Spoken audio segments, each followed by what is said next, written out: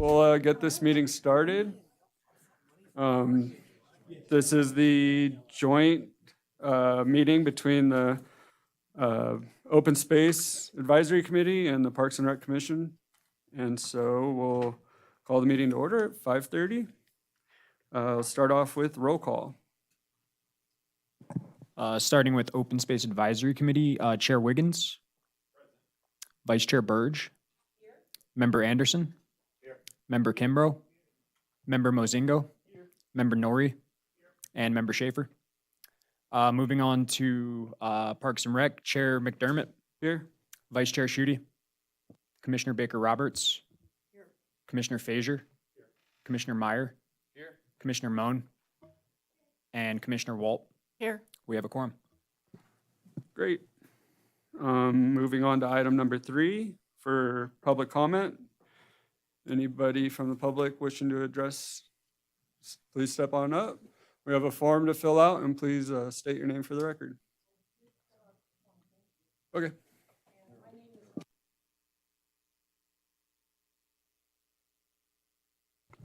Should I sit down? Yeah, Okay, thank you.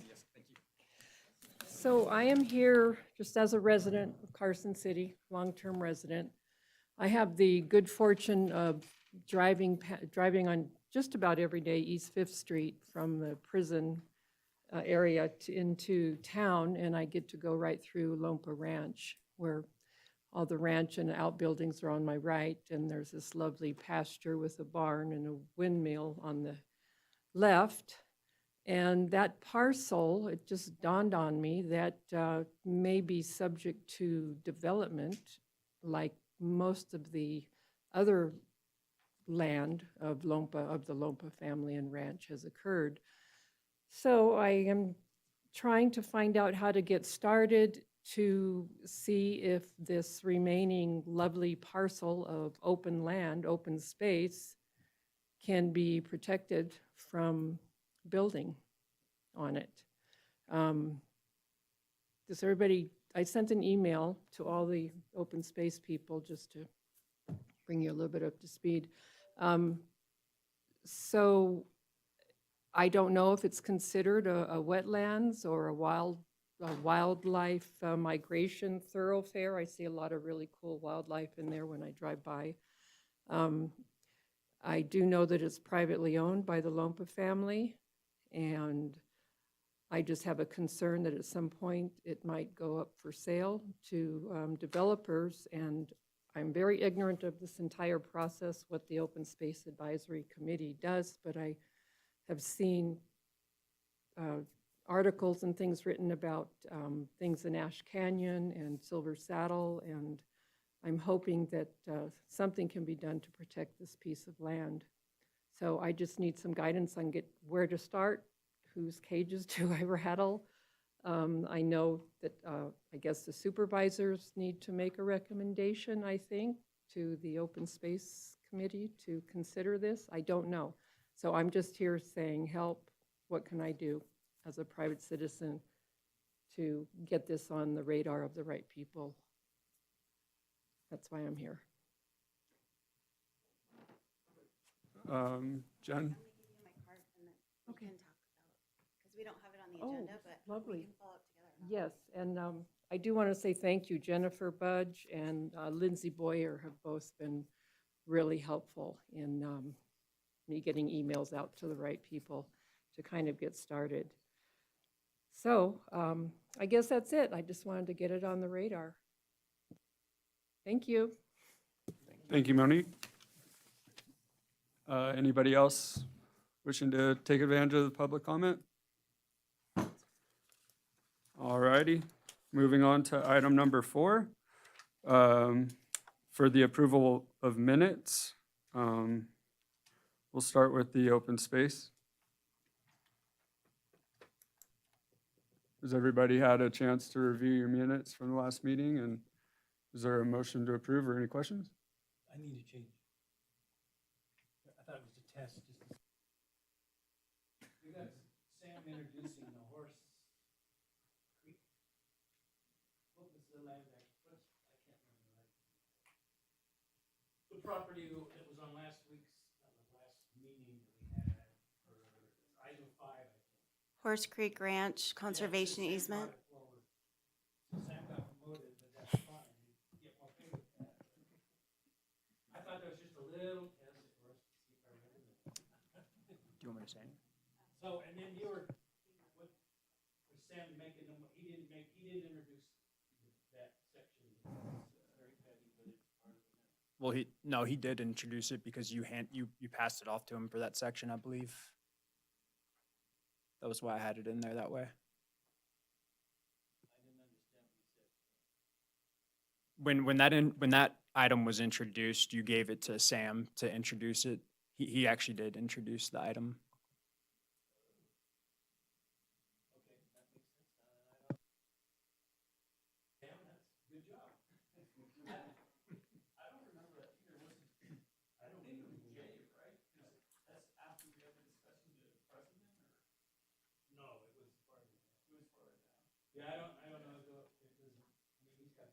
Yeah, it's got timestamps. I'll go back and review it.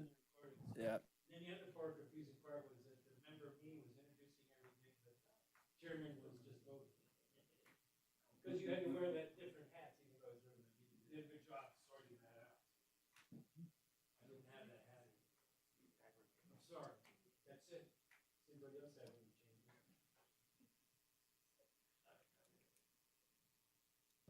All right. Motion to approve? Yeah, do you want to do them separately? Yeah, I think so. Okay, I move to approve the minutes of the Open Space Advisory Committee meeting of 4/20/2026. Okay, you're the chair. I'm the chair. Yeah, Now? let me make the motion for you. How's that? Oh, You should I thought- introduce, it would have been easier if he introduced it, but, yeah, Okay. because it's open space, so he can call for the question, but he can't give. I can't as the chair, huh? You gave me the gavel. No, I'm just kidding. Oh, okay. Yeah, so now you, Now you're now you, trolling. I'm asking if you guys were in agreement. so now I'll make the motion, someone second, I'll second it.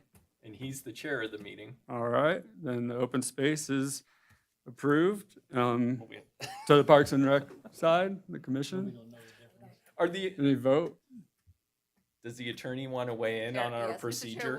you'll have to propose for vote before you approve it. For both you have a or one at a motion. time? You can do it one at a time. Okay. you know, For the sake of the record. We want to take a vote for the open space?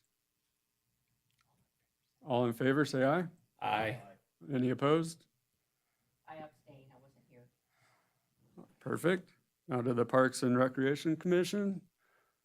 Approval for minutes, any questions? So moved. You're supposed to introduce it. Second? All in favor? Aye. Aye. All right, minutes approved. Moving on to item number 5 for discussion. And that's the updates for the Friends of the Silver Saddle Ranch for Greg Brennan. Bregan. Yeah, thank you, Mr. Chair. Greg Bergeron, for the record, Trails Coordinator.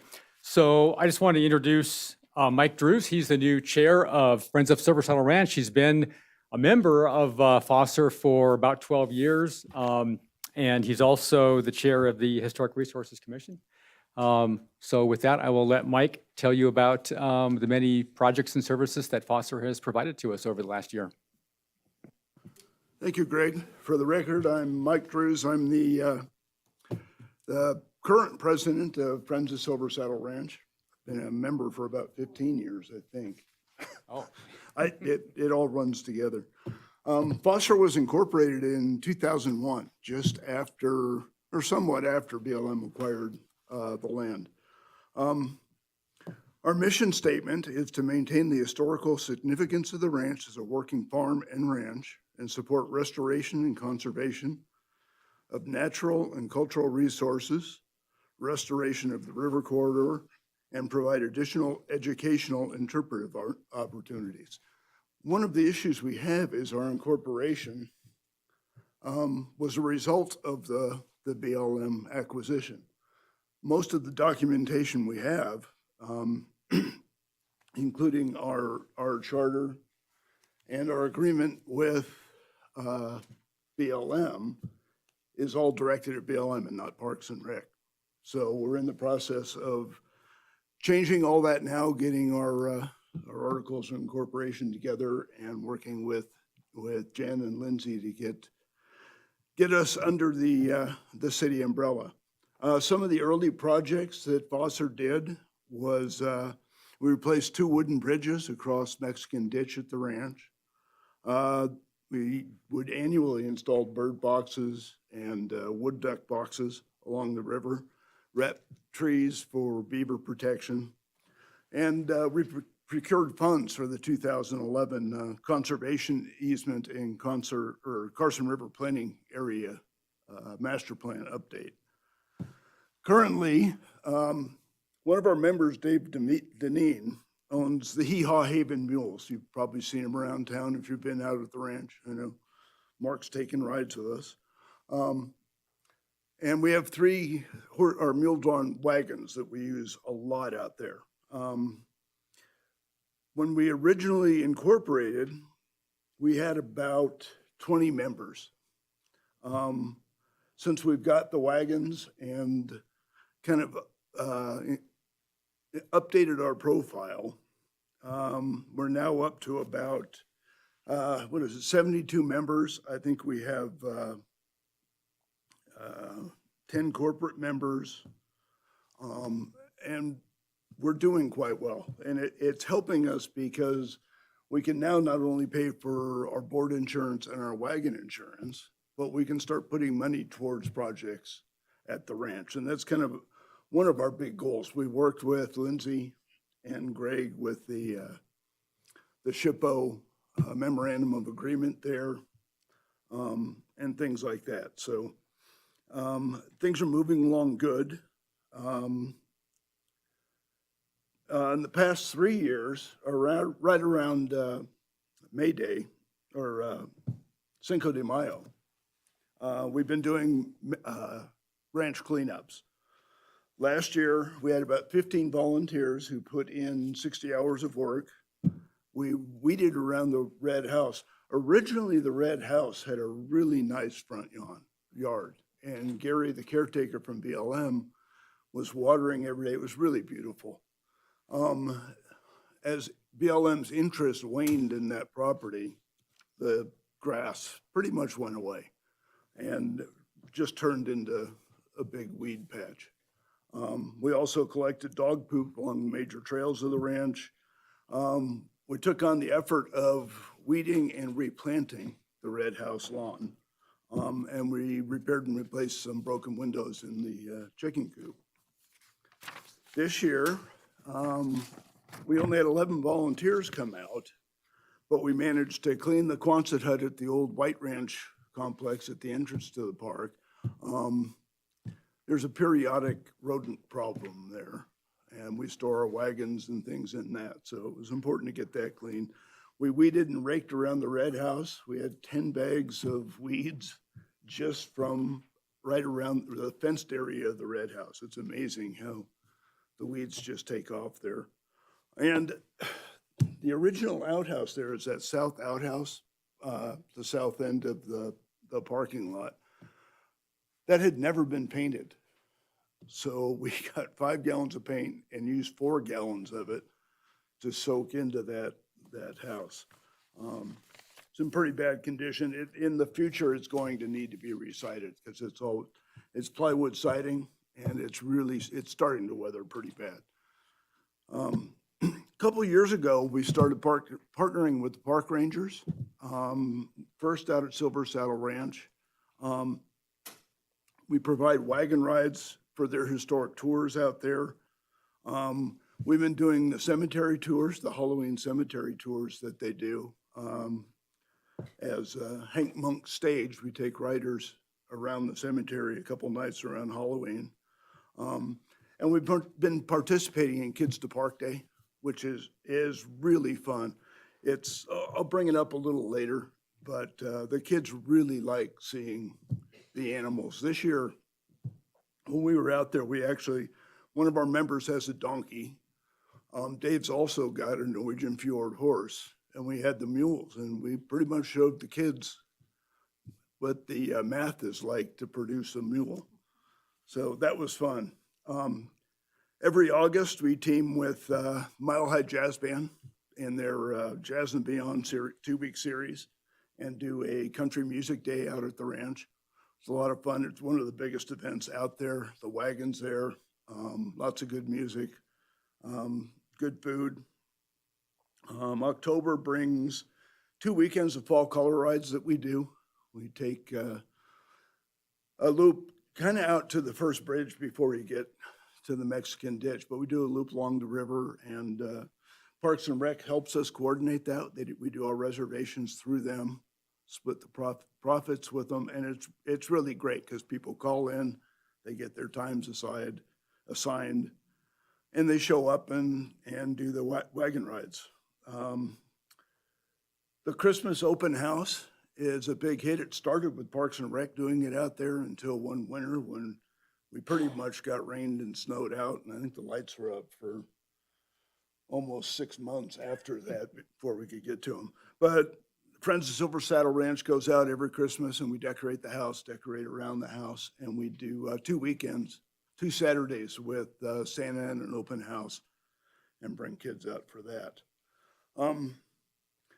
One of the things we noticed at the Kids to Park Day and things is that, well, let me get some of the things we'd like to see happen out there. I was looking at the work plan for Silver Saddle, and one I think you guys saw last meeting. And basically, a lot of the things we want to do overlap with your goals. We want the original siding on the red, actually the siding on the red house now is OSB or T11. It's warping, it's falling apart. The old siding is underneath it. Looks like it's in pretty good shape. When we did a condition assessment out there a few years ago, we thought there was a real good possibility of taking the new siding off would reveal a lot of old siding that was in good repair, and we could kind of restore that.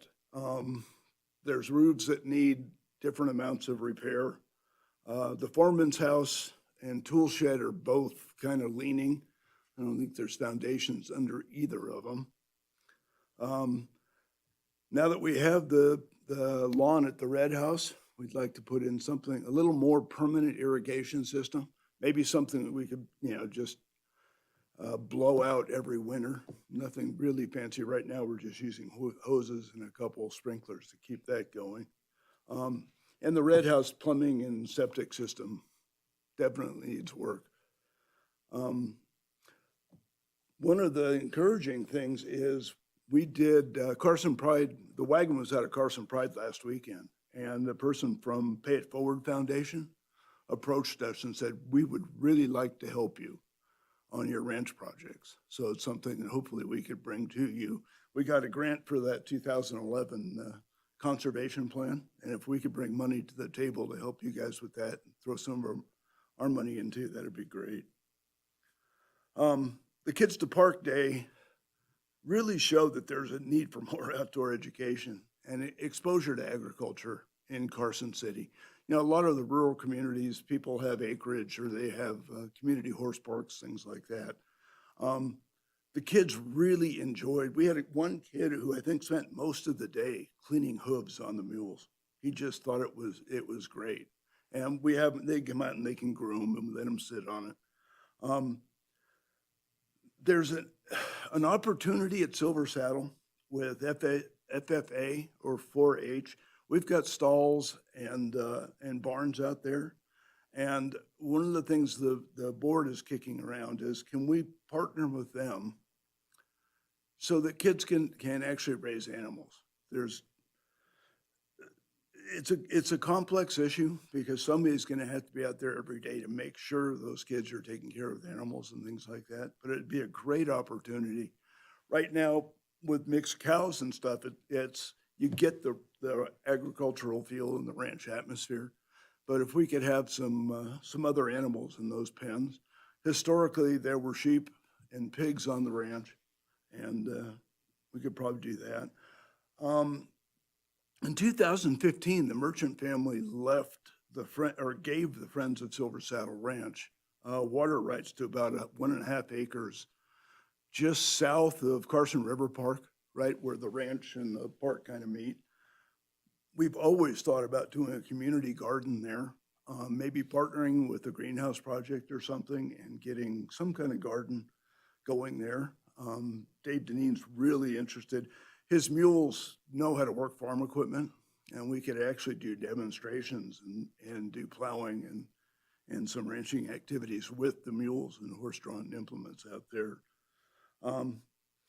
In the pollinator garden, right now, the grass area is planted with yarrow, clover, and acelum, as well as fescue, I think.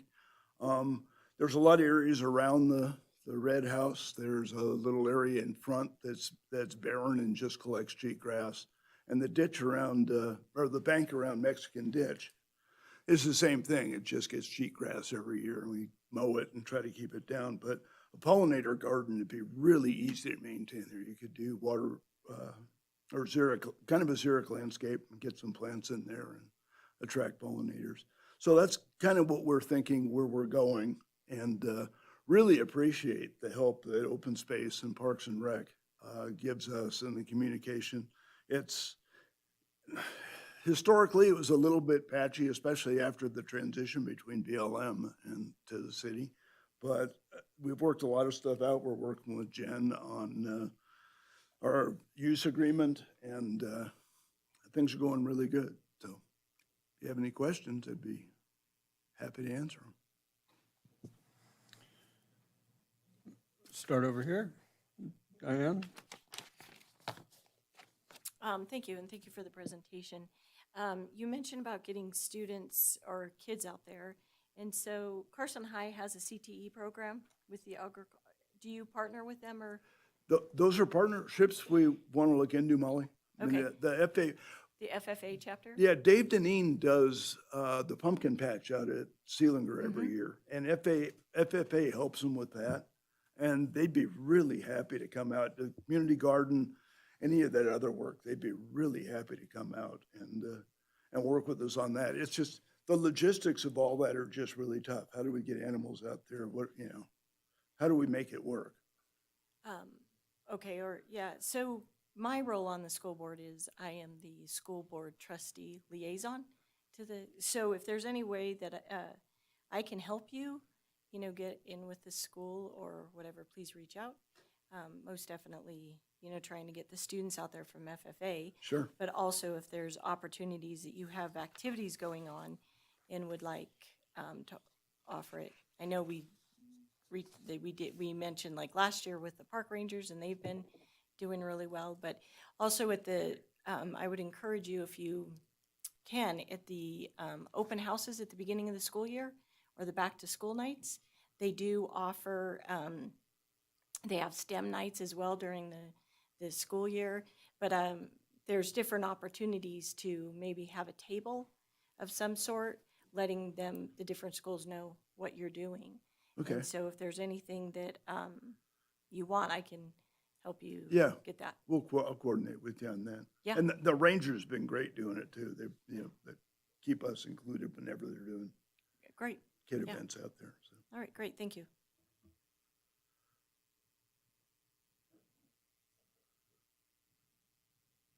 Thank you for your presentation. All right, thank you.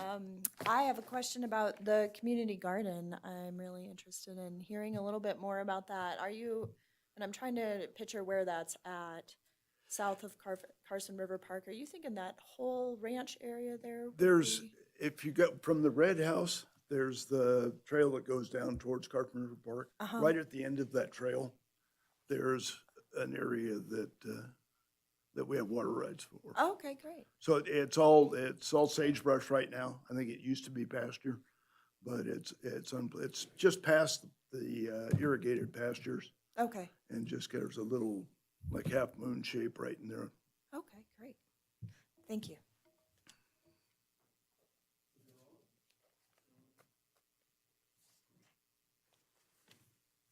Mike, good job. Hey, right off the bat, you need to be recognized for all this stuff he's just talked about is on his own time.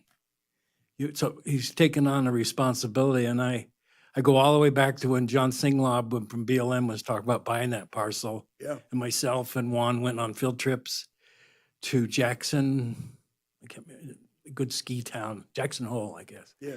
And then we went down to Arizona to see these nonprofits that run, because there's this real concern that the family ranch in this country is fading slowly away as the next generation says, I ain't doing that. Yeah. So you've carried that ball and you've done this for free. He's done reports for us. He's Mr. History. You are the source of vast amount of knowledge of this community and what goes on. So you need to be given accolades for what you have done for this community. It's my community, so. I know, well, and you keep trudging along, doing stuff and becoming more successful at Nice Obispo. And it is still a traditional looking ranch house and nothing has changed about that. And you've protected that for several years now. So I think it's great. So I want to make sure you get credit for that from everybody to understand. Volunteer extraordinaire is what I would say. And the programs are great that you're doing and expanding and doing all that. So, and I was glad when you said you advanced the membership to 70 people. So that's even better. Sent a little note to you guys last time. You need another box to check that asks me for more money. So you were supposed to be thinking about that. If you give me a chance for $10, oh yeah, I'll do that too. Make me think about it a little bit. Yeah.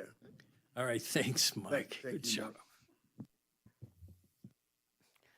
I'd like to commend you as well. I mean, what you're doing out there is so amazing and it's so important. And I was curious, it sounds like all of your funding is through membership and you did get a grant. Are you trying to apply for another one? We haven't since the 2011 grant was it was the National Park Service grant that we got. We could certainly look into that, but yeah, all of our funding is from membership and corporate sponsors. We've been really fortunate this year. The Downtown Business Association has hired the wagon for the wine walk, and they pay us for that. And Brewery Arts Center is using us for most of their big events. We were at a Carson Pride last weekend. We're doing Mark Twain, and we just do a lot with them. And Jazz and Beyond's the same way. They want us out there doing it. So, and it's great. It's bringing in money and finally helping to pay for things. Yeah, that's wonderful. And Yeah. I was also wondering, do you have any fundraisers planned? We do the Christmas and Christmas open house it's a So that's like a fundraiser, some of Yeah, those events? Yeah, I mean, every time the wagon is out, there's a tip jar. Okay, And it's little things like that. It's years ago, we used to do a pancake breakfast and things out there. Working with the health department's easy, but it's a whole nother struggle. And it's just easier there's a lot of businesses, Benson's, Tractor Supply, people like that, who support us with the wagon and the animals and are more than happy to sponsor. RCI is one of our big sponsors, and it's turning around. We finally got people on the board who want to hustle and get things going. So. all right, thank you. Good job again.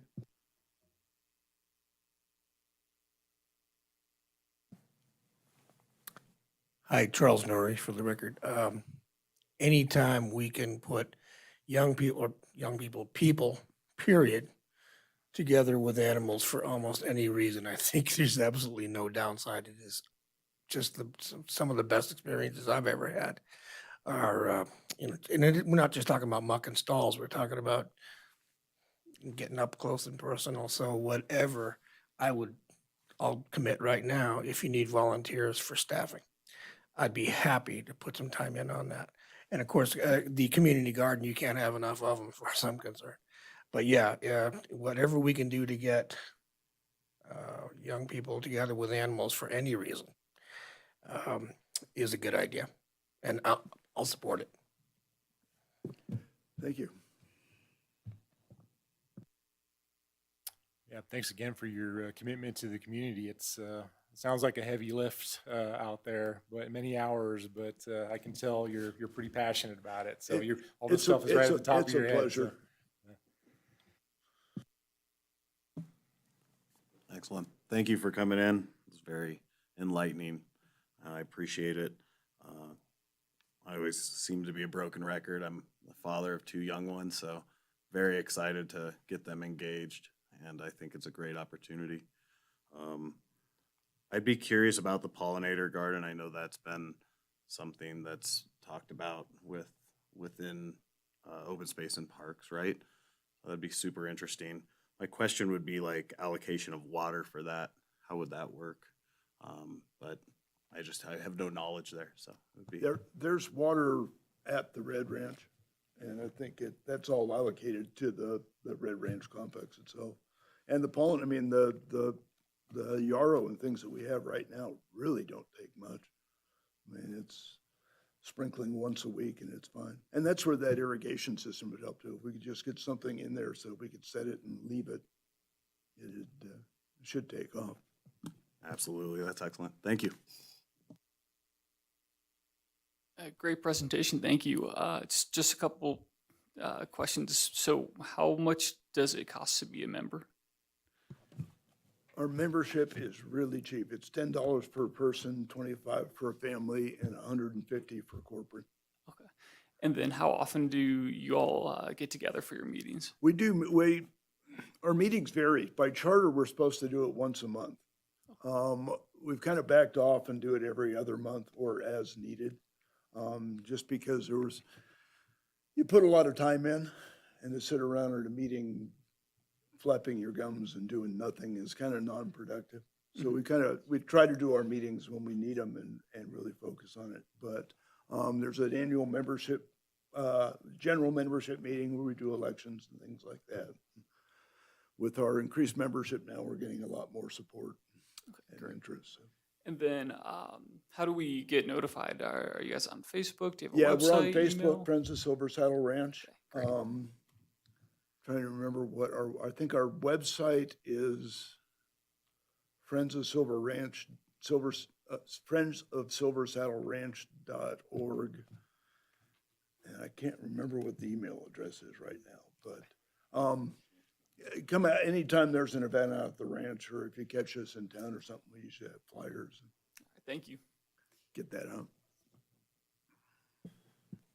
Any other questions, comments? Well, thank you, Mike, for your presentation. Appreciate it. Moving on to item 5B, a presentation from the Nevada Department of Outdoor Recreation on the Nevada Starry Skies program. And welcome, Greg, and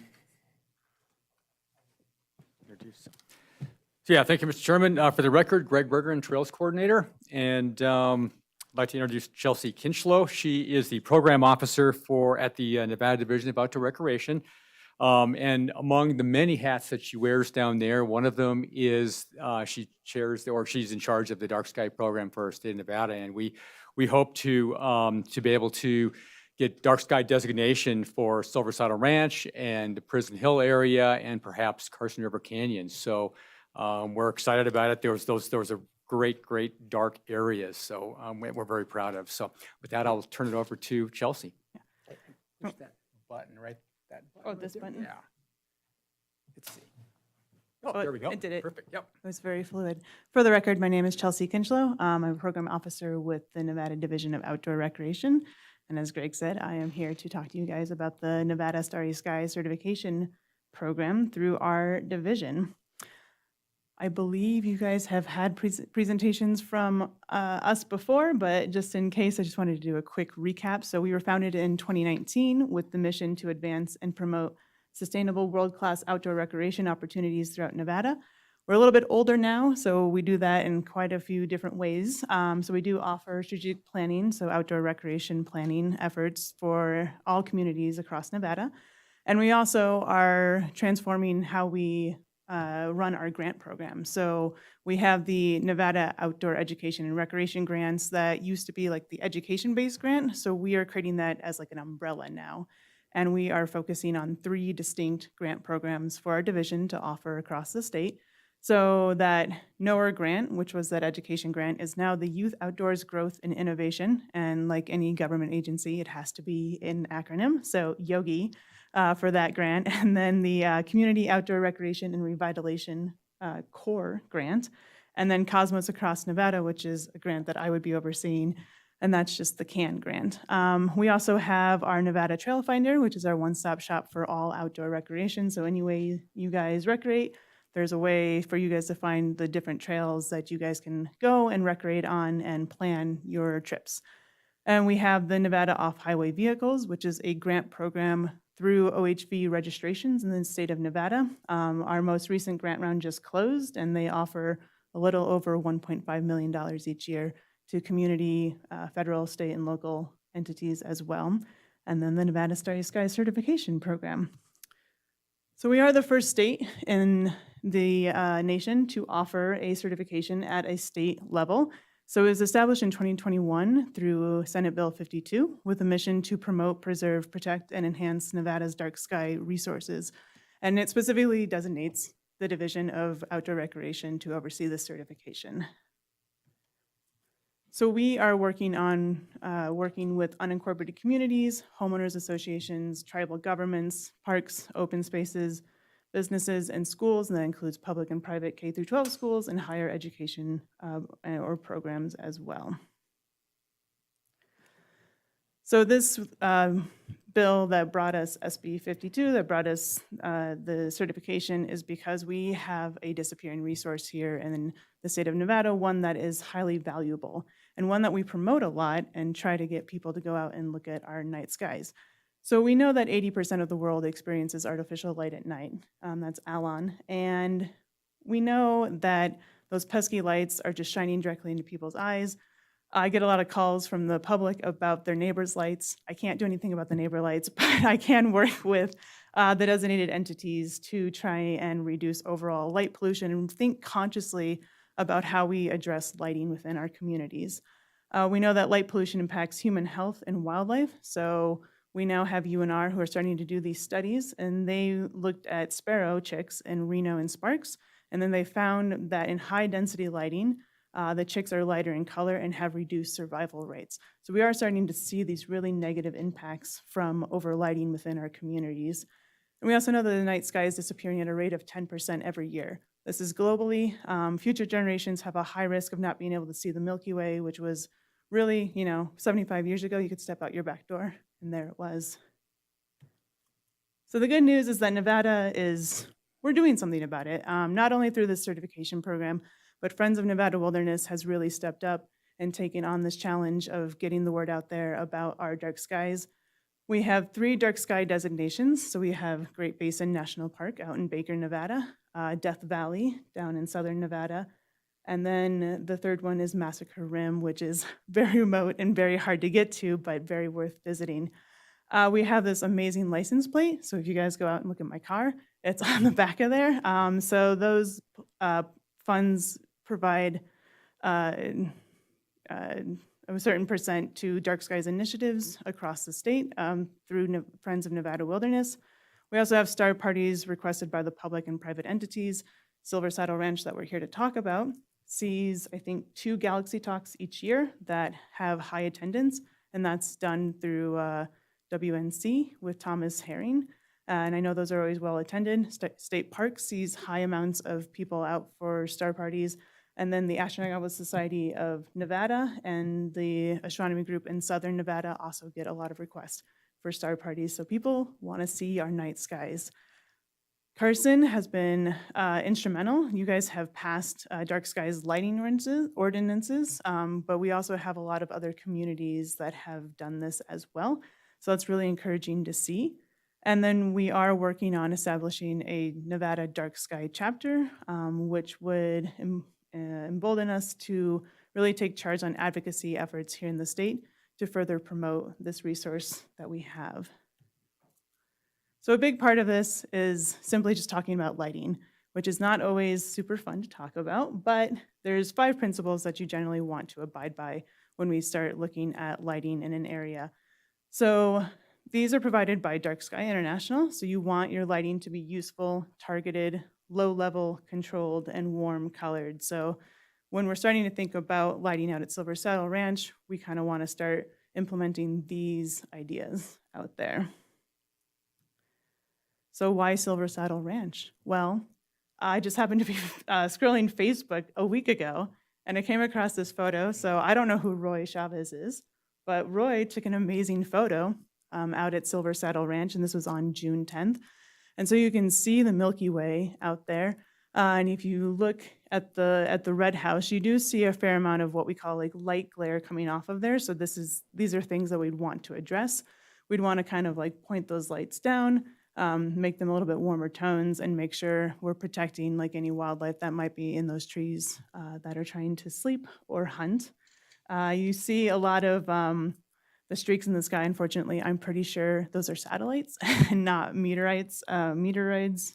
But this is just a really beautiful photo that was taken out down along that walking path down towards Carson River Park. So we also like Silver Saddle Ranch because we have photographic evidence that it's a really amazing spot, but we also have scales to kind of help tell us the quality of a night sky. So we can use the Bortle scale, which is a 1 through 9 system, which helps us say, like, this is kind of where this night sky is. And that's just simply by looking up at the sky and kind of saying, all right, this is what I can see. So right now, I think we have suburban and rural transition. So that's number 4 out at Silver Saddle Ranch. If you guys want a number 1, you have to go out to Great Basin National Park or up to Massacre Rim. But 4 is pretty good for Carson City. So the other way you can determine it is through sky quality meters. So it's these really fun handheld devices that Greg and I went out about a year ago and took night sky measurements. And they're just relatively inexpensive, $138 to $155, easy to provide, easy to use, and provides pretty quick data. You have ongoing measurement of the night sky, and it's measured in astronomer units, which are magnitudes per square arc second. I don't know what that means, but I can tell you that there's a scale of like 16 to 23. So 16 being high amounts of light pollution in the sky, 23 being pretty darn pristine night skies. So I did put a QR code on there for you guys if you wanted to learn more about how to take these night sky quality measurements. So we got last May. So what you do when you're trying to take a measurement is you have to wait for the new moon, and you have to make sure that it's pretty cloudless out, and you have to wait for something called astronomical twilight. So it's not something you can see, it's something you have to look up on a chart. So astronomical twilight is when the sun is 18 degrees below the surface. So once you look up that time, you have probably about like 20 minutes to actually take all the measurements, because once you're outside of astronomical twilight, you technically can't use any of that data.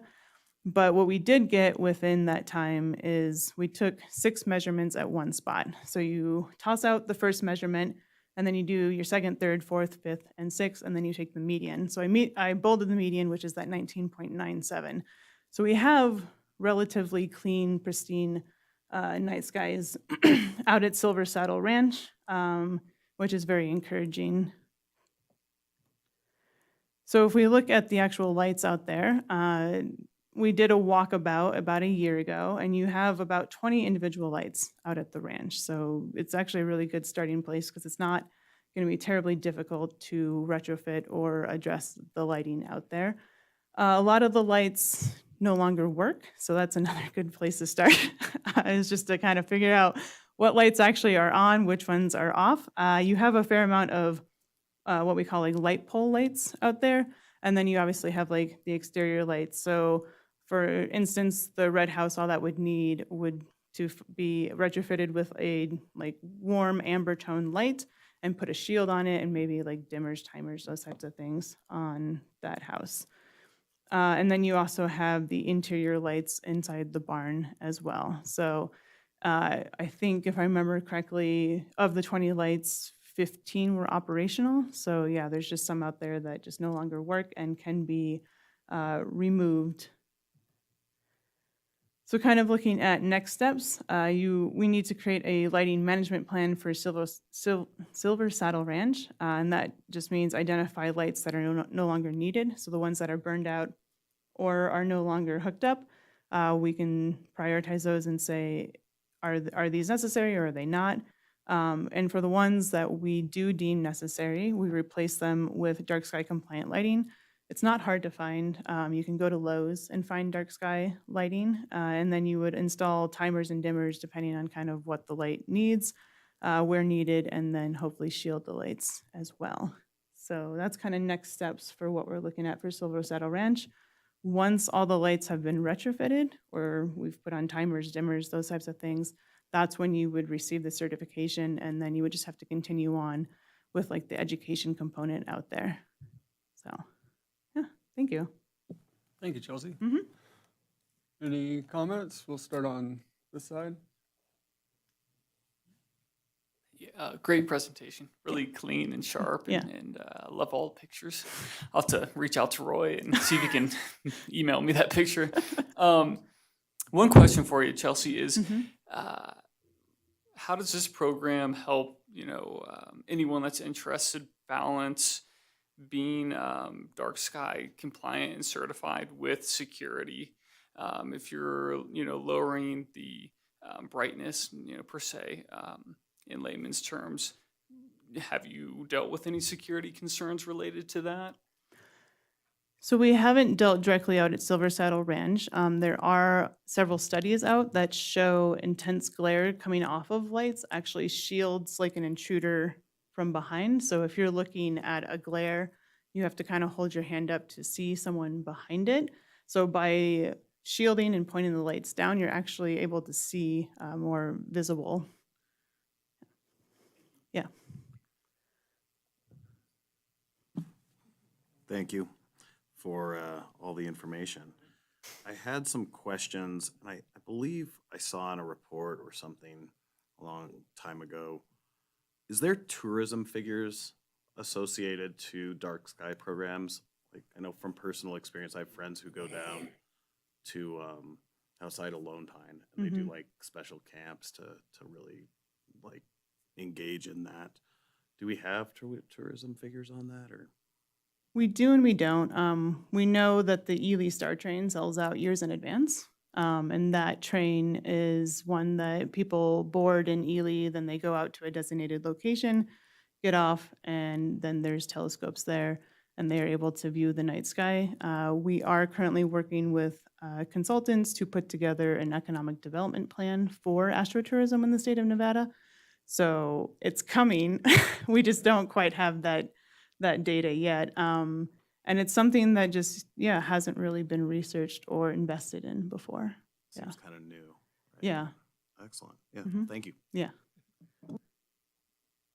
I had a question kind of about the designation of different areas. So is kind of the goal just to, for people just use Silver Saddle Ranch there. So you're kind of working within the confines of that area. So is the goal is just to kind of tackle those things that you had on the slide, just kind of addressing the lighting in that particular area? Because obviously you're going to get light spilling over from surrounding areas. So is that just kind of the mission and the goal is to focus on what you can control in that Yes. space, that environment, Yes. and not necessarily, you're kind of just dealing with the surroundings? Yes, so because most of your streetlights are dark sky compliant in Carson City, that road out along the Silver Saddle Ranch tends to be pretty dark. The residents around there actually keep pretty low lighting as well. So if you're out there, you'll get like some light glare, but it's actually pretty decent. And so, yes, with this certification, it's to control the lighting within the site. Thank you. Mhm.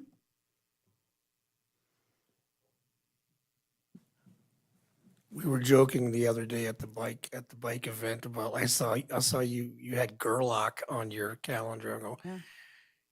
you need a reason to want to go to Gerlach.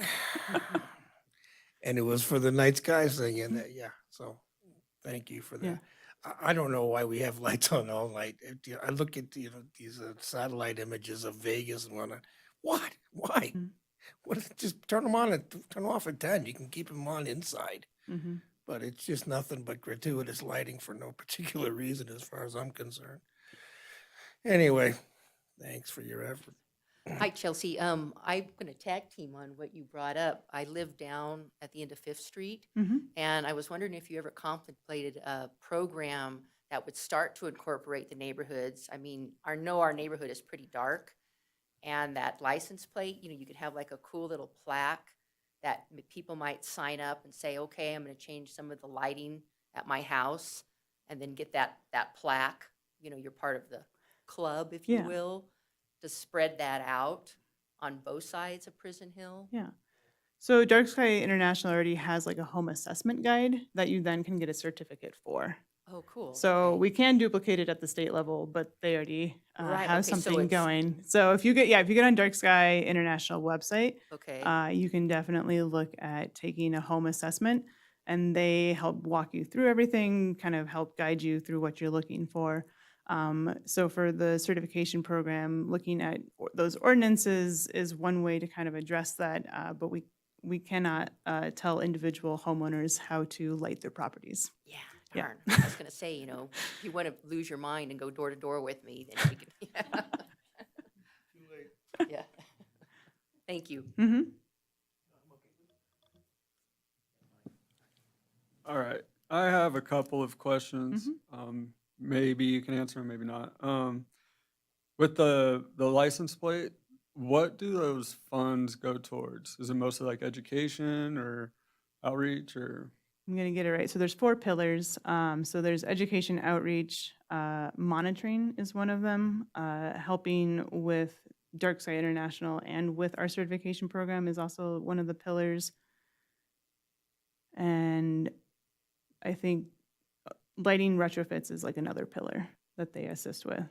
So Friends of Nevada Wilderness obviously focuses primarily on wilderness. We've kind of had some conversation back and forth about it applying to more just general public lands as well for that funding. So that's just kind of ongoing conversations that we're having with them. Awesome. And then with the retrofitting and in the modern world we live in, LED is really like popular, but there's also a lot of evidence of major concerns, especially with people, and they basically like flicker really fast that your eye can't catch. And I'm curious if retrofitting those lights to LED is having a major effect on wildlife and whatnot as well. Yeah, and that's a good question. Again, those are things that have to continue to be studied.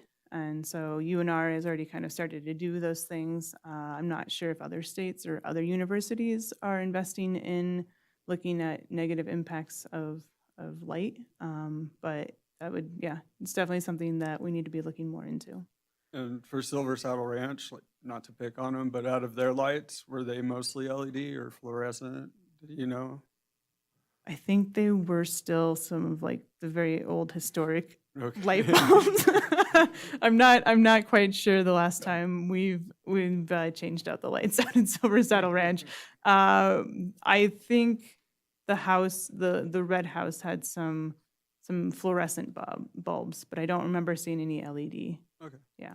Yeah, that's really my biggest concern. Yeah. But I love the program, so Mhm. it's awesome.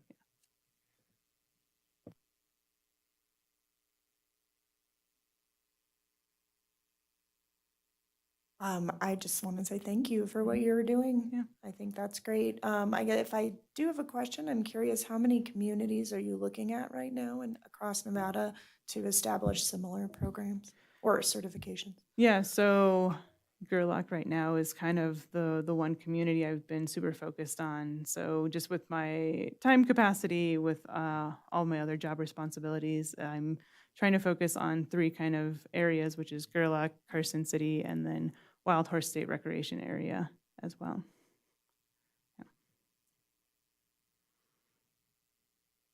Thank you for the presentation and the education. Great job. I miss seeing you on the trail. Where have you been? Every morning. Yeah. thank you. Any other last minute? All right, moving on to item 5C, discussion and presentation for updates to the Carson River Master Plan, and Marina Lovejoy.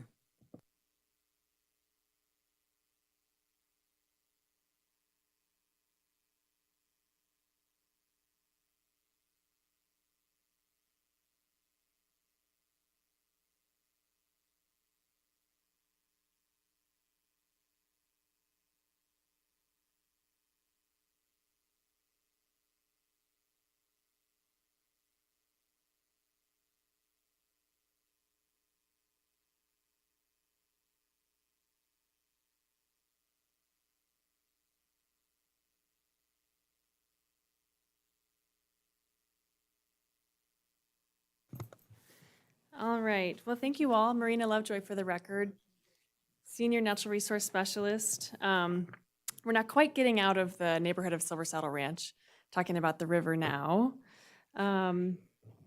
So Lindsay Boyer, my supervisor, our open space manager, gave this group a similar presentation a year ago at the joint meeting last year in June. And so I'm here today to give you all another update. So a little bit of history. Planning on the Carson River dates back to the early 1990s. Originally, a Board of Supervisor member, Kay Bennett, proposed that Carson City really start strategically planning for the future of the Carson River through Carson City. This led to a 13-member steering committee with the overarching theme of securing public access to the river. There was a large workshop held in 1994. Over 100 people attended that. Lots of enthusiasm for protecting the river and allowing public access. So that led the Board of Supervisors to pass a resolution for the creation of the Carson River Advisory Committee. That was the original volunteer committee concerned with management and stewardship of the Carson River. That group was in place from 1994 through 2013, when it was later absorbed by the Open Space Advisory Committee. So continuing on with our history, 1996, Carson City had the amazing foresight to pass the Quality of Life Initiative, which you all should be experts in. But that Quality of Life Initiative was a ballot measure to seek increasing the sales tax by 1/4% to allocate towards parks, trails, and natural areas. And thankfully, that led to the creation of the Open Space Program. So capitalizing on that new source of revenue, the Open Space Program went through a period of expansive land acquisitions for the last 25, 26 years or so. And we have acquired over 7,000 acres of open space in Carson City. Truly remarkable. A lot of that was done through purchases, donations, as well as large federal land transfers. And that land was acquired for the benefits of floodplain protection, agricultural preservation, Silver Saddle Ranch, right? Agricultural preservation. Our view sheds, wildlife habitat, watershed benefits, and recreation. And so in 2022, Carson City sought to update the original Carson River Master Plan that was published in 1996, so 30 years ago. Okay. The original goals of that 1996 plan focused heavily on creating public access to the river corridor, because back then much of the river corridor was under private ownership. Respecting private property rights was certainly a major goal of the plan. And so as a result, acquiring land in the Carson River corridor was the main priority of that plan as land became available to purchase. And so today we have about 11 miles of river corridor protected, about 5,000 acres in the river corridor. Other goals of the plan included identifying wildlife habitat conservation opportunities, balancing recreation with natural and cultural resource protection, minimizing impacts to water quality and river health from development, and creating robust education and interpretation opportunities. This is a map showing all of our open spaces in Carson City. There are quite a few, especially on the east side along the river. And so the focus of this plan is, of course, in that river corridor. Benefits of the original plan are numerous. Floodplain protection, of course. That picture kind of in the center, lower center, is of Buzzy's Ranch, which is just north of Silver Saddle Ranch. That is floodplain protection for our community because these lands along the river have remained undeveloped open spaces. In this case, at Buzzies, it's agriculture. Because it's undeveloped, it allows floodwaters to slow down, spread out, and sink in. There's minimal infrastructure within the floodplain, just our trail system, and so repair costs after a flood are drastically reduced compared to, say, like the downtown Truckee River corridor, which is pretty sucked in with buildings and asphalt and the like. So a much different story down here in Carson. Other benefits of the original 1996 plan were creating areas and opportunities for education, interpretation and outreach, partnering with groups like River Wranglers and Foster to get kids from local schools out to our sites to learn about the importance of the river corridor. Lastly, there's been numerous recreational benefits from that 1996 plan. Carson City has developed the Carson River Trail, which is a 5-mile contiguous pathway along the Carson River that allows for mixed-use passive recreation. We've also worked with adjacent counties to establish the Aquatic Trail, which is a 14-mile water trail with flat water and whitewater boating opportunities from the Mexican Dam to Dayton. And now, actually, earlier this year with the Portage project around the Mexican Dam, people can extend their aquatic trail and safely get around the dam. And if you guys haven't used the Portage, it's probably too late now in the season, but next year you should really give it a go. The Carson River is an enormous benefit for our community, and it's incredibly important for the public to have access to the river for hiking and birding, biking, fishing, and just quiet enjoyment. But it's important that these benefits, these recreational benefits, be balanced with resource protection. And so that is the primary focus of the 2026 update.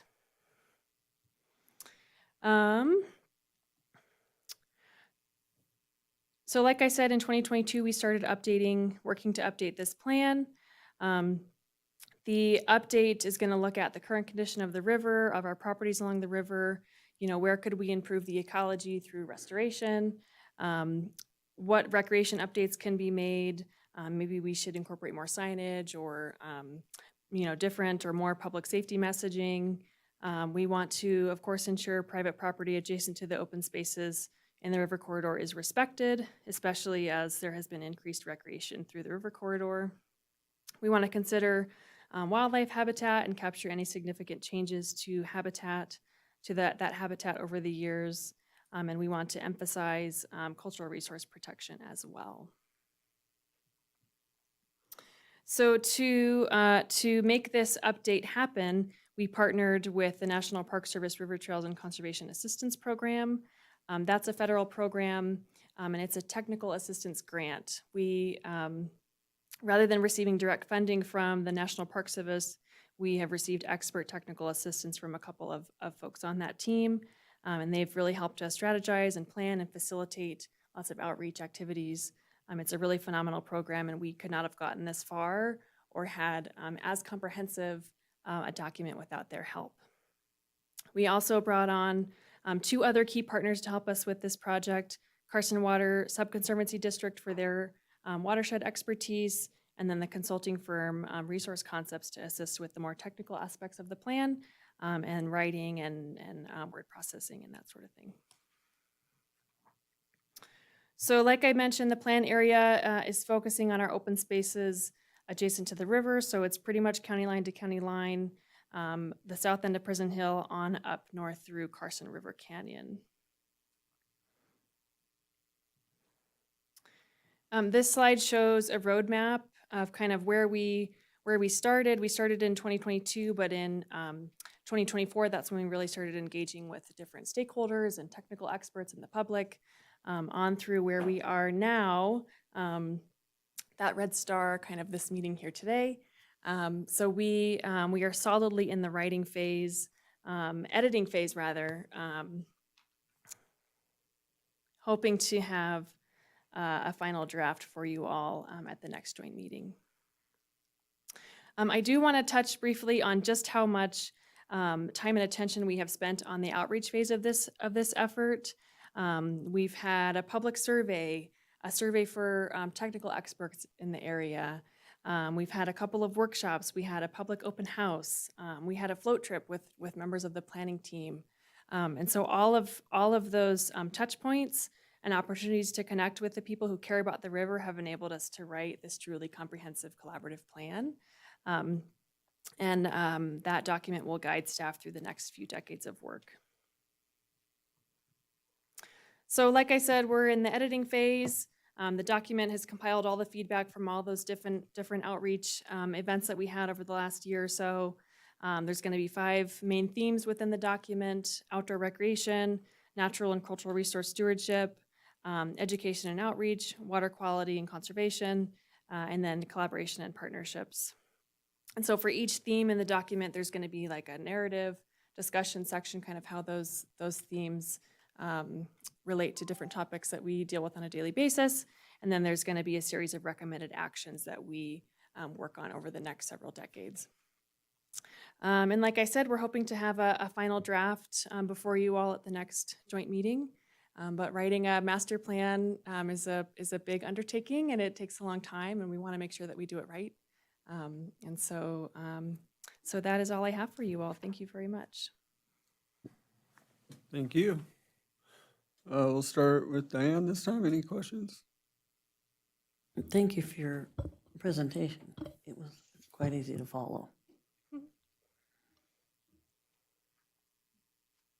Thank you. When you do have the master plan done, will the master plan include like the first implementation priorities that you would want to go? That's a very good question. So I believe that we intend to prioritize tasks.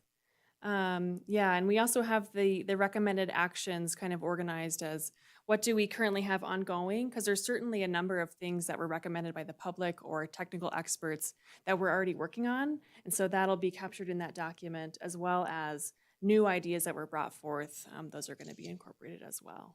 As well as fiscal? That's our hope, yes. Okay. Yeah, is to include that component and a timeline for accomplishing the different tasks. Yeah. All right, great, thank you. Thank you for your presentation. Thank you very much. I love the Carson River Corridor. I'm a frequent visitor.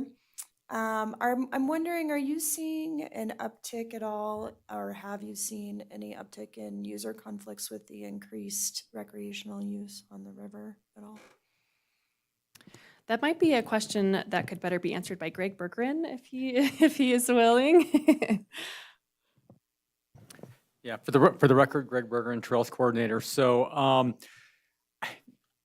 that's, I guess the answer is kind of twofold. I mean, yeah, there's more use, but there's also, with some of the opportunities that we provided, hardened surfaces, we've got good solid trailheads. We have a 5-mile contiguous trail from accessible to persons of all ages and abilities from Morgan Mill to the dam. So we've provided places for people to go so that they don't create impacts elsewhere. And for the most part, that's working. And I think that, with a wider trail that provides more opportunities, people expect to see more people. And so that kind of, a lot of user conflict is dependent upon expectation. And if your expectation is that you're going to see other people, then you're not disappointed. We do have some occasional complaints. I guess the biggest complaint we typically get, and this is everywhere throughout our community, was parks and everything, was typically with dogs. And dog poop, but dog encounters and dog poop are high on the list. And then we occasionally get the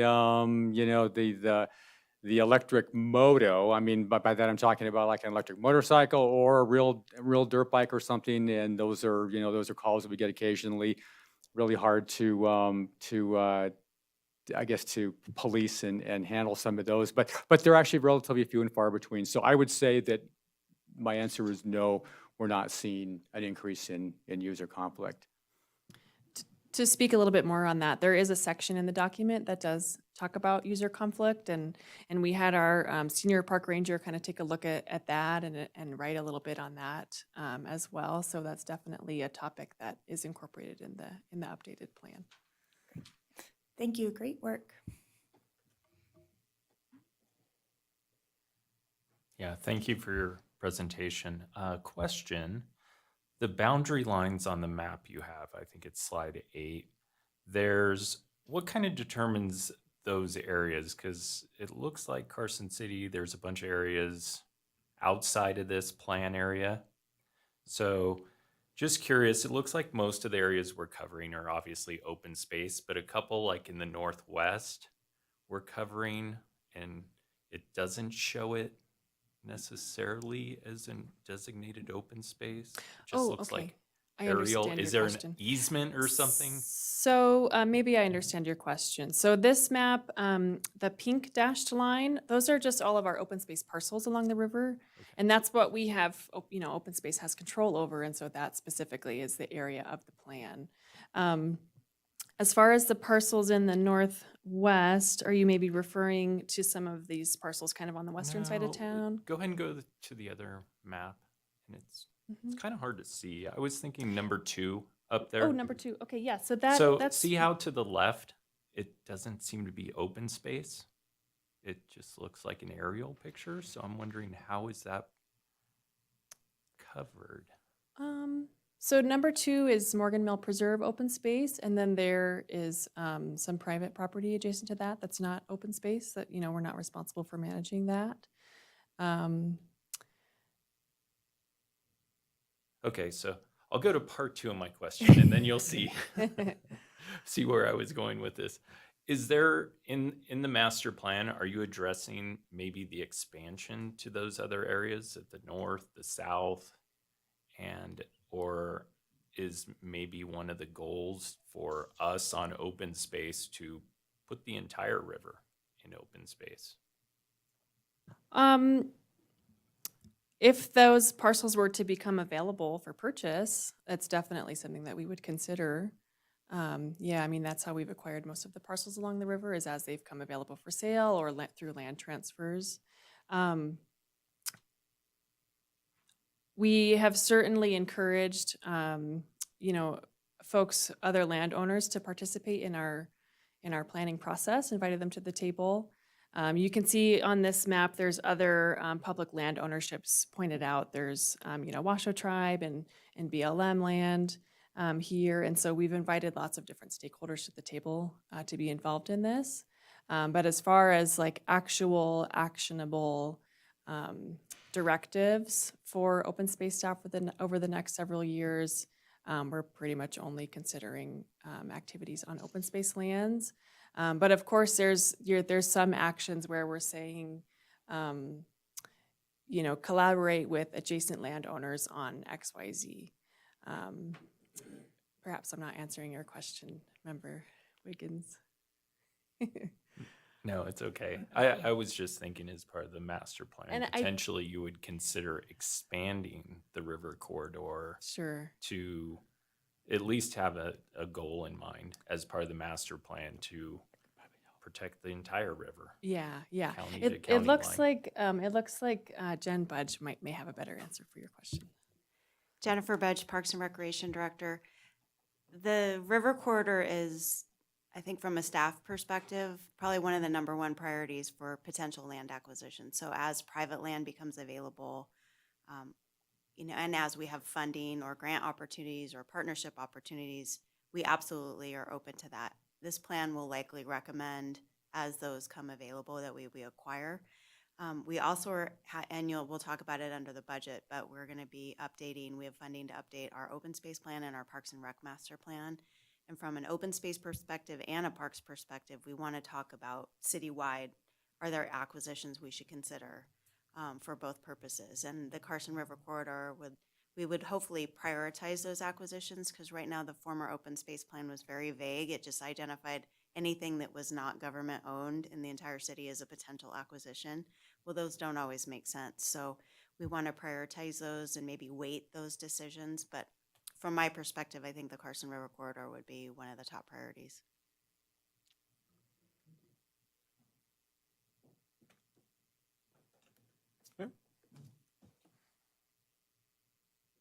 First of all, you're sparkling. Is that bothering your eyes? I can't.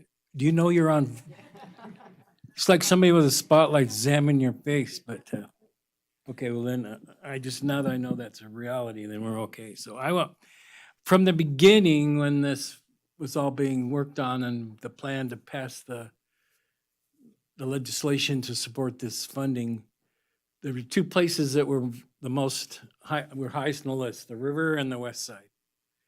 And the west side's done a really excellent job of doing their thing too and expanding, and we're, actually it's on the agenda tonight for another piece, so, or at least discussion.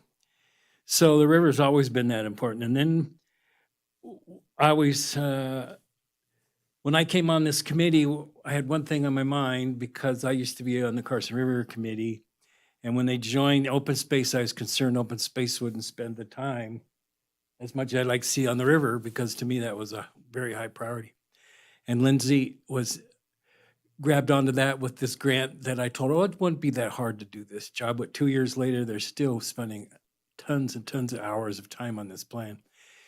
And they have a great partner, the Carson Water Subconservancy District is a huge part of water management. So without them as a member, it would have been missing a major player in the game. So they have been very participatory in helping us through the process, and then National Parks helping too. So I'm tickled pink that we're moving back towards a plan now that's on the shelf that shows the interest that open space has for the river. And you guys worked really hard on that, and it was an excellent process, which I've had the privilege to be a part of some of those meetings and discussions. So, and there's a hope that this plan, Carson Water Subconservancy, I said this, would be a model for Lyon County and for, what's Gardnerville, Douglas County. So, because it's so well put together, it's a masterpiece. And Maureen's played a big role in that. So you need to get accolades for that, because you bring a lot of experience and knowledge of putting these documents together. So thank you for keeping the river alive, and then this plan is going to be well received and a lot of work, and it's going to be protection for many years to come now. Thank you.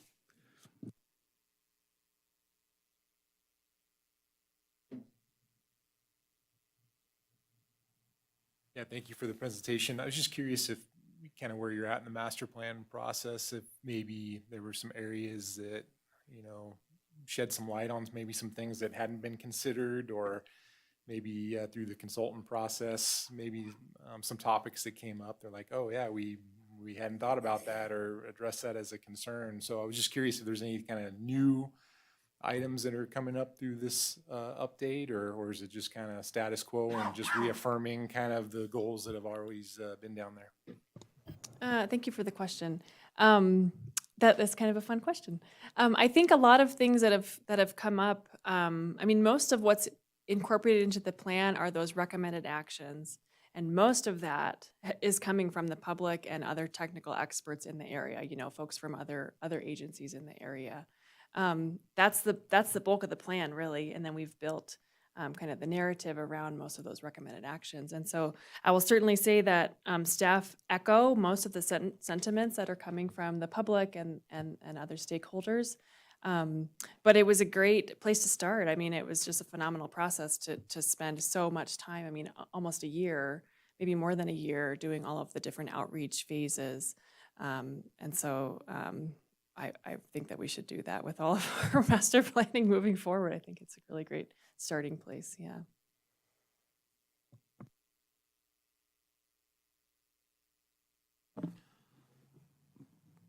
That pretty much hit my question on the head, but have we gotten a lot of engagement from the public at the open houses?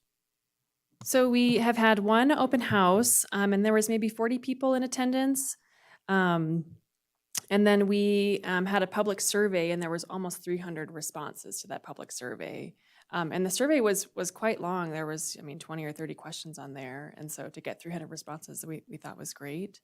And then we had kind of a technical expert survey, and that was answered by maybe 21 people. So there's been quite a lot of engagement. Yeah. Outstanding. That's cool.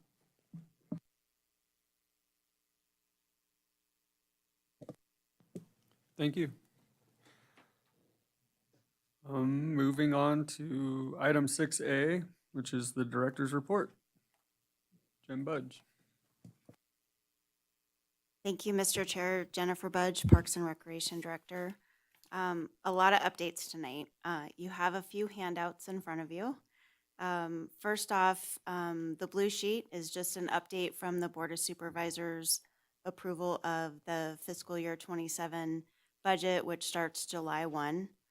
I did want to point out a couple things on that budget just to highlight for you. Since we had the dark sky discussion earlier, we are reinvesting in the lighting at Centennial Park. We recognize there's a lot of light pollution related to that park in particular, and the lighting is not great for the players. So we are financially investing in that, an initial capital investment, and then we'll have a few years of payments to pay that off, but it'll be paid off in full, which is great. And we didn't have to bond that money. We didn't have to do anything like that or get, any voter approved items related to that, but it's a significant upgrade. And then a lot of other, just equipment and reinvesting in our park system, as well as open space. Some other things I just wanted to highlight on there is the Carson City Municipal Code. We're going to try to update 1302 and 1306. You have another handout, which is the copy of the current code right now. We have a staff internal committee working on some potential suggestions for updating that. I know some of you have volunteered to participate in that process. I just wanted to give you a baseline so you had a good copy of what's currently in code from the 1980s, which is very outdated and not all that helpful to our park rangers. So they would love to see some updates, and I know our staff would, to try to better serve the public and make things very clear. But there are some financial items in the budget that was approved to help get third-party legal support to get that across the finish line. So that's what's in your budget, that $10,000 from Quality of Life Open Space and $10,000 from Quality of Life Capital to try to get those projects off the ground. We'll also have funding to hire a third-party consultant to update our Parks and Rec Master Plan and our Open Space Plan as well. So we'll want all of your participation in that. We're anxious to get that off the ground. We'll probably get a RFP out, in the coming months to get someone on board for that. So a lot of real exciting projects. Are there any questions on the budget before I move on?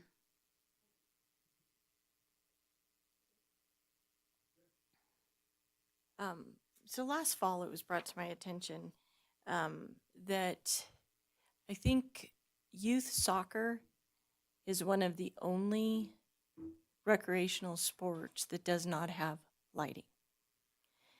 So at Pete Livermore, when, fall hits and it starts to get dark at 6 o'clock, the lights at the softball field turn on, and then these kids who are playing soccer are playing in the dusk.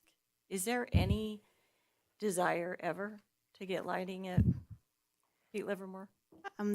Thank you. That was brought up previously as part of our budget discussion, and we added it to the long-term capital improvement plan as a potential item for funding, but it wasn't funded for this next fiscal year. And I think there's always opportunities to work with the Youth Sports Association, write grants, if there's a true desire for that, for the capital funding. But it is very expensive. And so when you say long-term, how long-term is that?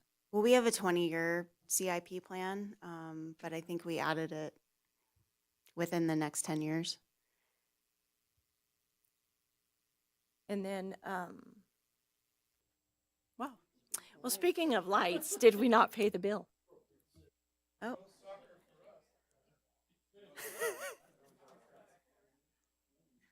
That's fun. That's a new one.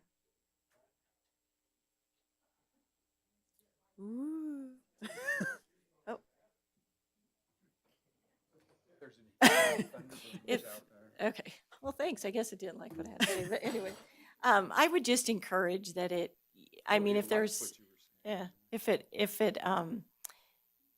if there's a possibility to do it sooner, due to the fact that,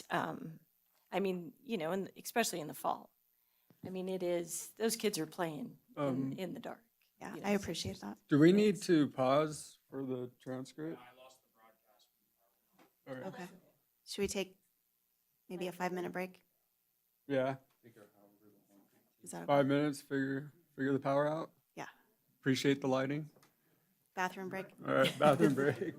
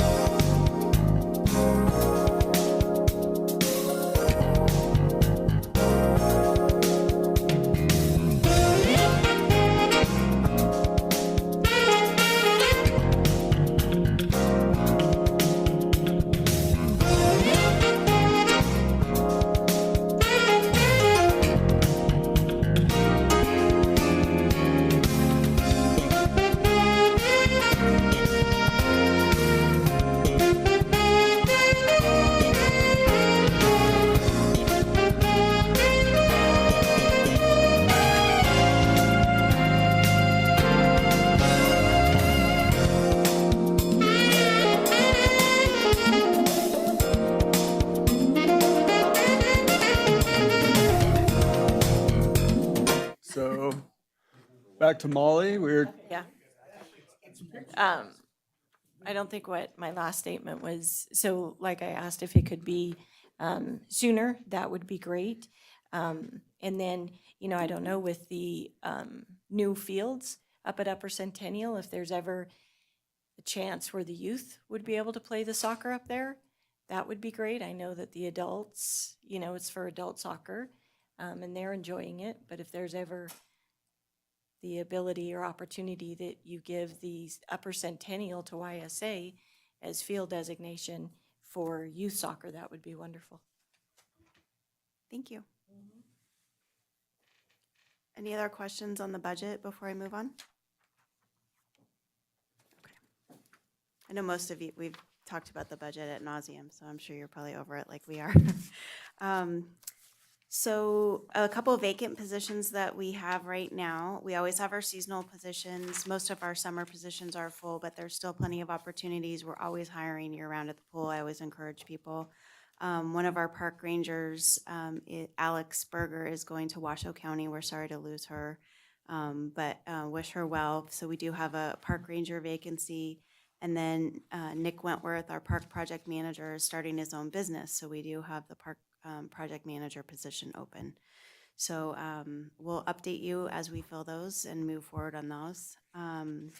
The federal lands bill, very good news. We've been working on this I've been working on it for 8 years, and we made it past the Senate Committee on Energy and Natural Resources, which is the furthest we've ever gone in this process, which is really exciting. We've been working with Senator Rosen and Congressman Amadei's office on the lands bill. So we've made it really far, and thanks to them for getting us this far, and hopefully we get all the way across the finish line. It will be a real benefit to the open space program. It has economic development opportunities, and will give us other flexibility at like Centennial Park for third-party partnerships as well. So hopefully we get that across the finish line. Yesterday, the Sea Hill flag was officially dedicated. Congressman Amadei was there to officiate that as well. I just wanted to take a moment to thank all the donors, the volunteers, the Sea Hill Foundation, and the Carson City Foundation for Carson City Parks and Recreation for their support of making it happen. Over $60,000 was contributed, countless hours from hundreds of volunteers. So it was a real community effort, and I just wanted to thank everybody on that. Congressman Amadei also allocated an appropriation request for $1 million of improvements at this community center here. So thank you for that, and that'll have indoor and outdoor improvements. I'm not exactly sure. We requested $3 million, so I'm not sure which projects were final on the list, but I'll report back to you on that. But that's great news. Also, Conserve Nevada selected Carson City to receive $1.2 million for a land acquisition on the west side for Ash Canyon. We're really excited about that. Thanks to Greg and Lindsay for working on that grant application. It really is tremendous. So we'll be reporting back on our progress for that. And we're going to be working with Nevada Land Trust to make that happen. I do want to acknowledge 2 staff that are reaching important milestones. Dave Navarro is 20 years with Carson City, and Patty Liebesbeck is 10 years. And I just wanted to acknowledge them and their hard work, and thanks so much. And I thought since Dave was here, we could embarrass him a little bit. But they are very special employees, and they work so hard for us and for the community, and I just wanted to acknowledge them. And then I think Marina was going to provide just a real brief sheep update under my report as well, because it was the 20th year of our sheep program, which is really tremendous. First, if I could, I just wanted to mention, Greg Berger and Trails Coordinator for the record, but there's one other person that's reaching the 10-year milestone, and that would be our director, Jennifer. But so. Oh, you're just bucking for a raise, aren't you? Okay, back to me. Marina Lovejoy, for the record, Senior Natural Resource Specialist. Yeah, so as Jen mentioned, it was year 20 of the sheep grazing program here in Carson City. That started in response to the waterfall fire in 2004. And so 20 years we've been working with Borderland and Sheep Company to bring his sheep to the hillsides on the west side of town. This year there was 2,400 sheep. And they graze in 2 separate bands. One is behind Greenhouse Garden Center and kind of work their way around Sea Hill, Kings Canyon area. And then the north band is kind of behind Western Nevada College, Timberline, Lakeview. So 2,400 sheep this year. We can estimate approximately how much forage they're removing from the landscape, they're consuming, how many pounds of fuels. So we estimated about 200,000 pounds of fuels that they're consuming. The adults eat 5 pounds of forage a day, and the little lambs eat 2 pounds. And so lots of math, yeah, about 100 tons. And so without the sheep grazing, all of that fuel would still be on the landscape, just ready to burn. And so this is a really, really important project. Tons of partners, Borderlanded Sheep Company, Carson City Fire Department, the U.S. Forest Service, Washoe Tribe, Nevada Division of Forestry, as well as numerous private landowners are involved and come to the table each year to make this, huge team effort, huge group project happen. And so we look forward to more years with all of this great team. Awesome. Any questions, concerns, comments? Are you gonna talk more, Jennifer? Okay, I have a question that, because it's been laid in the package, so I don't know where to deal with it, but it's a very simple question. And there may be an answer in the audience, but on those regulations you just sent us, the code, it keeps saying the violations in the park. Do they consider open space a park? So that you can enforce all those rules in open space as well as parks? That's just one question. That's an amazing question and a great observation. First of all, the things down to the name of our department are incorrect, down to what are parks, what are trails, what are open space, what are under the jurisdiction for the park rangers. We want to clear that up, and we want to make sure that the park rangers have very clear authority throughout the entire department. So what we'll probably do as part of this is we'll approve a resolution with our list of open space properties and parks to make it very clear what their jurisdiction is and what the rules are. And we want to be super upfront about that. It's very confusing. So we want to clean that up, but yes. Okay, well, then I won't have any criminal activity until we get that. Okay. Anything else? Thanks, Jen. Moving on to item 6B, the trail coordinator report. And Greg. Okay, thank you. For the record, Greg Berger, Trails Coordinator. So the last meeting that we had with with the commission and the committee, we went over the annual report. So you had a full recap on the Trails program over the past year. So I'm going to keep this really short. I just had 2 items I wanted to update you on. One is on April 7th, the Parks and Rec Commission recommended to the Board of Supervisors that we name the South Carson Pathway in honor of Glenn Lucky. And the Board of Supervisors approved that on May 7th. Glenn was there when the board did that. And then on May 14th, it was just a gorgeous day. We actually put the sign up, and Glenn was in attendance along with family and friends, and he was super excited to have that happen. And I remember one of the things he said was, all I want to do is make people smile, and I think he's done a good job of doing that over the many decades that he has been visible within our community. So a good honor for him, and so thank you for approving that or making that recommendation. And yeah, it was a good day. The other update is, I don't know how many of you are familiar with the American Discovery Trail, but it is a 6,800-mile trail that goes from coast to coast. And it's made up of single-track trails and dirt roads and paved roads and all kinds of things to make a continuous connection across our country. Established in 1991. So this year, which is the obviously our 250th anniversary, as part of the America 250 celebration, the ADT is planning a nationwide relay event. It will be the largest non-motorized relay event in the history of the world, and it will begin at the Golden Gate Bridge on July 4th, and it will end on Thanksgiving Day in Delaware on the Atlantic coast. So basically, relay participants who will be They will be walking, running, riding bicycles and riding horses. And it'll be different relay participants all the way across the country, but they will be carrying a copy of the Declaration of Independence. And so the ADT, it actually skirts the very, very northern portion of Carson City. It comes down the Lakeview Road and then kind of crosses the south end of Washoe Valley and then up into the Virginia Range and off across Nevada. This year, they are going to bring the participants for this down the Capitol to Tahoe Trail. And so they will wind up on the steps of our Capitol on July 17th. We're planning a media event about 9:30 a.m. on July 17th. So anybody who wants to come in and join that, you're more than welcome to.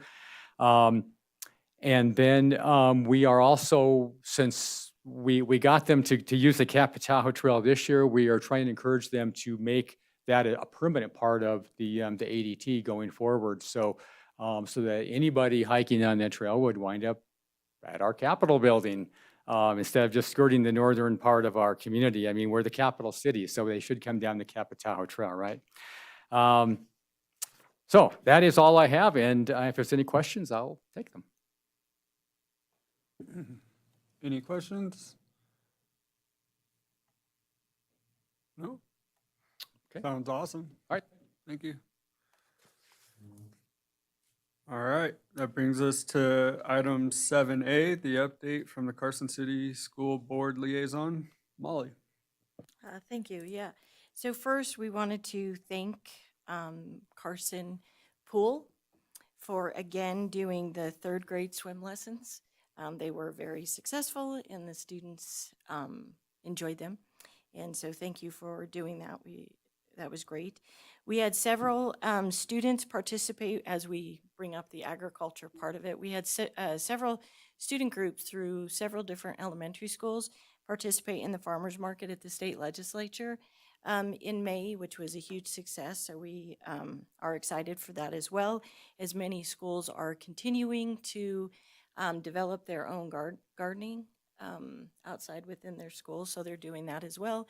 So that is a great opportunity for anybody to participate as well. The end of the year was extremely busy for every school, as it is every year. But one note is, I believe they said that we had over $3 million in scholarships to high school seniors that went out. This year we have several, students going to larger schools, but the amount of scholarships was amazing. And that night is always a very fun night as well. And then I think the end of the year highlight was Carson High moving to a night graduation. It was extremely successful. I don't know that we have ever had that many attendees. So there was 526 graduates from Carson High, Silver Campus, and Adult Education, all in one graduation. But the entire field, the track, the bleachers, it was just packed. And the lights were great, the stage. It was just a very nice evening. So we will continue to do a night graduation. So that was great, and thank you to BAC for allowing us to rent all of that stage.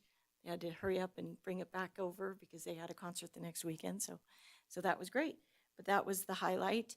And then I would just encourage, Parks and Rec as well, to continue to reach out to coordinate, any outdoor education, information on the trails, the safe routes to school, anything like that, because the kids are always wanting to get outside. So thanks. Any questions? Thank you, Molly. Item 7B is the update from the Foundation for Carson City Parks Liaison. They emailed us an update, and I am going to highlight one thing near and dear to my heart is last May, I think it was May 3rd, we had our disc golf tournament, which raises funds for the Movers and Doers program.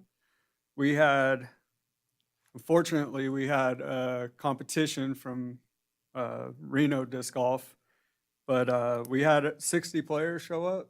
We ended up raising $2,600 for the movers and doers. And we had over 25 businesses donate prizes and raffle donations and things. So I just want to give a big thank you to everybody who came out and supported, and the foundation and also the Parks and Rec, because we work in partnership to make all this possible. So there's a lot of players involved who coordinate everything. Greg Swift, Dennis Peterson, and Candace Harris. And it was just an awesome day. There's a couple rattlesnakes out there, which was the first. So, but that's my one toot toot. So I'll give you that. I guess that brings us to item 8A for the 2026 open space future agenda items. Anybody have anything? And Parks and Rec And are Park. welcome to suggest any agenda items as well. Anything? Well, we had talked about this, I think, at the previous meeting, but we had talked about the urban tree canopy and just a presentation on how that's managed. Thanks. Thank you. We will add that. Anything else? Alrighty. Brings us to number 9. I have something. Go ahead. I'd really like to see in one of our next meetings, an item where we can get a general update on what Carson City lands they're looking at to possibly purchase, and just open it up enough for us to kind of discuss that and dovetail on to what Mrs. Jerome said in the public comment earlier, so we can address issues that the public brings to us. Absolutely. We will have that also as part of our open space plan update. That will be incorporated, well, actually, and in the Parks and Rec plan update. Part of that process will be seeking out information from the public and having them engage with us about what their priorities are for acquisitions as we move forward. On the other side, is there anything we need to dispose of? Do we have lands that don't make sense? I can tell you on the park side, I would 100% think we have a few things that are maintenance intensive and might not really benefit the park system. So as part of those processes, we'll have a really robust conversation regarding acquisitions and disposals. And what is our timeline again? Just remind me of like when that discussion might start to take place. Well, I think that process will probably take 1.5 years overall. Once we get a consultant on board and we have a good plan for that.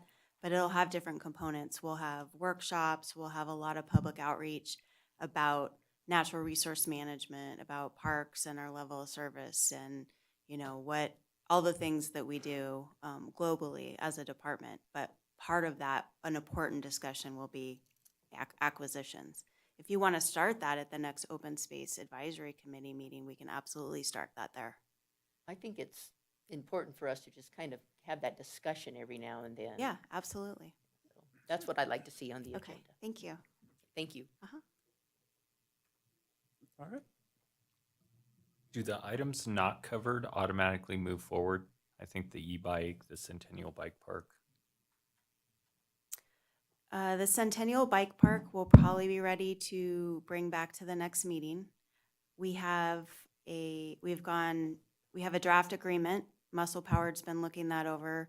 They got a pro bono attorney to look that as well. And then I think we could talk about that at the next meeting. And then the e-bike working group, Greg is gonna head that up. We have volunteers from you all already, and he'll spearhead that effort sort of separately, and then we'll report back. Okay, next week, getting that scheduled. I have taken this opportunity because we kind of skipped over the members' announcements because it wasn't on there. But Jen, personally, I want to make sure that I have a lot of years of experience in these types of boards and these activities, and nobody has ever beat you in any way, shape, or form of your work with these groups. You wear a lot of hats, you got a tough job, but you always do an excellent job of communicating what needs to be done to keep all these boards in place, plus the park and rec together, plus the open space, plus staff, plus all those things. And it was nice to have employees sit there and acknowledge that fact, because they have a lot of respect for you.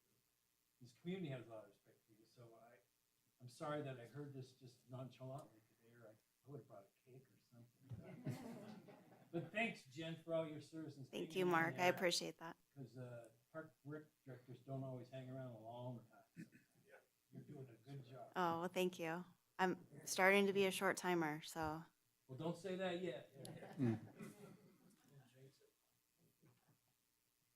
I appreciate that, Mark. Thank you. Any other items for future meetings? All right.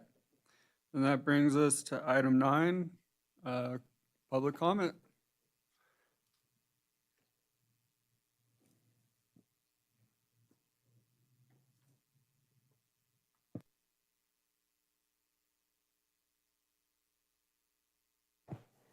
Thank you, Chair.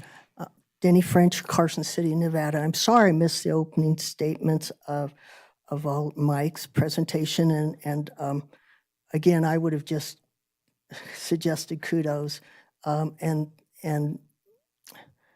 yeah, I was with all of your suggestions of his hard work and appreciation for him, so he deserved every good word and thought you had towards him. He's a hardworking, very special person. Anyhow, I'd also like to say that I'm sorry I missed the public open meeting information, technical issues. So the deal is that I'm concerned, and I'm looking forward to the fact that there's going to be some discussion on the actual what terms and what makes a park as opposed to open space. I think that will be a good agenda item. And I also am looking forward to the canopy considerations that was brought up again tonight. I did not get to hear the opening statements. I'd like to add that there's a monarch migration situation and birds at this time, and encourage people to keep their lights as dim as possible because they are affected by our lights, even in this small area, because it is suspected to be an area that they come for their rest and relaxation during those migrations up to the butterfly matters as well. And so the monarch butterflies could use some consideration from open space if there's land come available to consider corridors for them to travel and specific type of planting that would be encouraged. And I'm looking forward to hearing about more of the park garden that might be starting over at the Ronald Williams Park. I'm looking forward to hearing more about that, but that's parks. But in a sense, it is also your nature support as far as the plants that you pick on a park. So if your open space is considering a corridor and you can use some of the park area for some of the plants required for those critters, please mix your superpowers and your cooperative nature to get those areas co-opted. And while I was a little disturbed by Director Budge's opening, is that she didn't identify herself other than Parks and Recreation. And I think she is a big part of open space, and that should be tacked on there, and the connection and the continuity between you needs to be considered more and more. And so those areas where I think you're overstepping from parks into open space should be considered as well. I think there's a lot of what I'd like to coin a word today is parkinizing. We're parkinizing some of our open spaces by putting asphalt, by building structures that don't fit in with the natural area around it. I've seen a lot of the new structures, designs, and they're like anything you could have hauled in on a truck and plop down on any piece of land with no considerations of the surroundings. And I don't think that's necessary. Toilet needs to be a toilet, a sink needs to be a sink, but the outside design could consider the outside area around it, and I'd like that to happen more. I don't like using the word parkinization, but I think the parks have sort of had a bigger part in things than you all have as your considerations. And Thank you, Denny. thank you. Any other public comment? Alrighty. Brings us to the final possible action to adjourn the meeting. Our next meetings are August 17th for the Open Space Advisory and August 18th for the Parks and Rec Commission. So do we have a motion to adjourn? Second. Perfect. Thank you and good night.